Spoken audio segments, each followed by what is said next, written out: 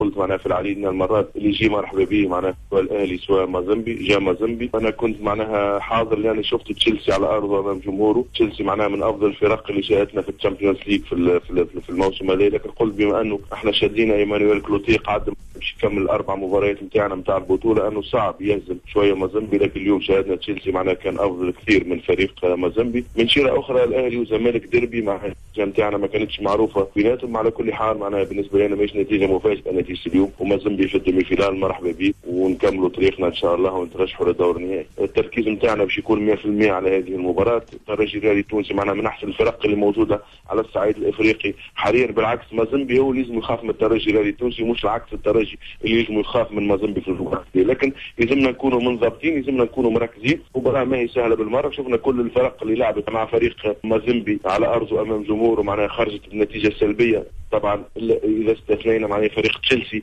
اللي تعادل معاه. لما تشوف الفرحه معناها على لاعبي الاهلي ومسيري الاهلي والاطار الفني نتاع الاهلي كيفاش ما جاوش مع الترجي في الدمي فينال. ساريزيوم تو معناها ساريزيوم قوه الترجي الرياضي التونسي معناها على الصعيد الافريقي، وكيفاش الناس كل معناها هي قاعده تتفادى يحبوا يتفادوا الترجي الرياضي التونسي في الدمي فينال.